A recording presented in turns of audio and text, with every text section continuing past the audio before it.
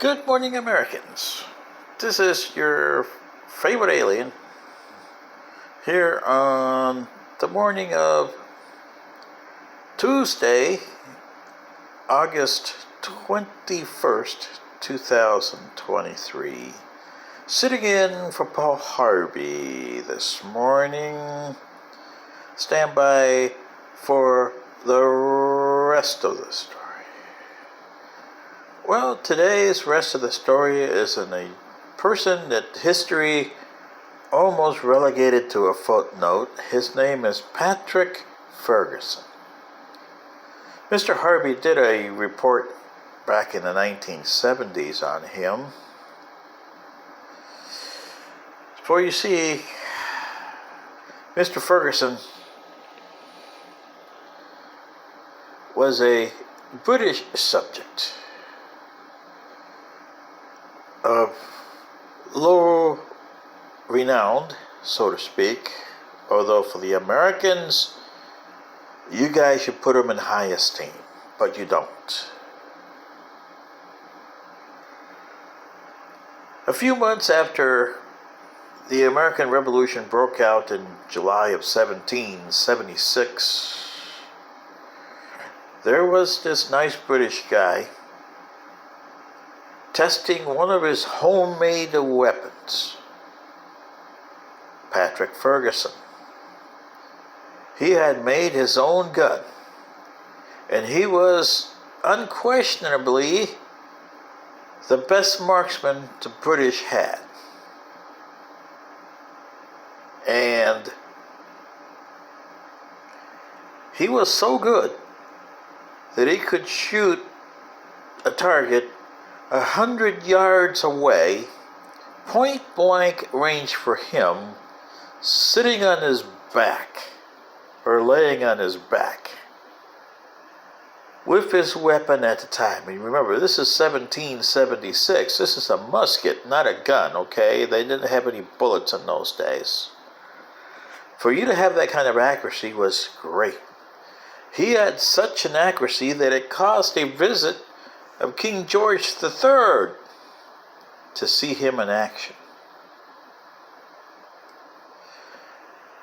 Scamper a few months down the way, almost a year later, and you're in this wilderness in upstate New York. September 7th, 1777.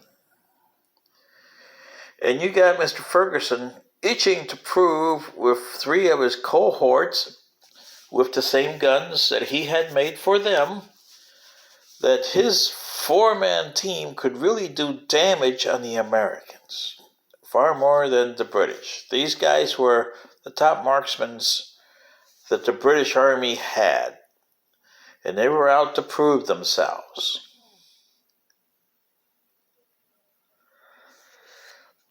So they were coming down this clearing. All of a sudden they hear sounds of hoofs and horses coming. So they go behind the brush and start hiding and ready. And out of the clearing comes two soldiers.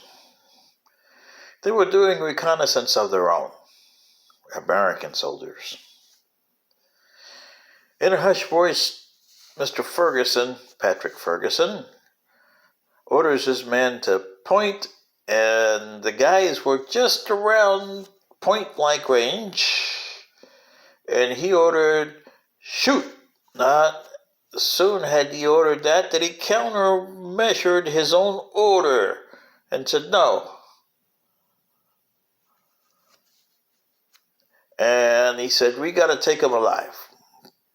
Why he did that, nobody knows. So they came out of the brush and ordered the guys to dismount.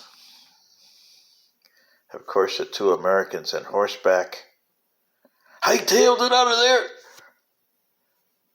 And still, they were still within point blank range for these super marksmen of the British Army. But Patrick Ferguson had a flaw. And you British people, Canadians, and everybody else that's not American, but still in the British Empire, know what I mean about his flaw. The Americans never figured the flaw out because they wouldn't mind. He was a gentleman. And at the time, and even today under the gentleman's code, you don't shoot a guy in the back. And Americans do. They could care less. They would shoot you in the back, they'll shoot you on the side, they'll shoot you in the front. Whichever way you want, I'll shoot you. That's the American way. Well, this guy was a British gentleman. And to shoot a guy in the back was a big no-no against his upbringing. It cost him dearly the rest of his life. For you see, one of those two horsemen was a certain General George Washington. September 7th, 1777. In some universe parallel to us, he ordered and shot George Washington in the back. In this one, he did not.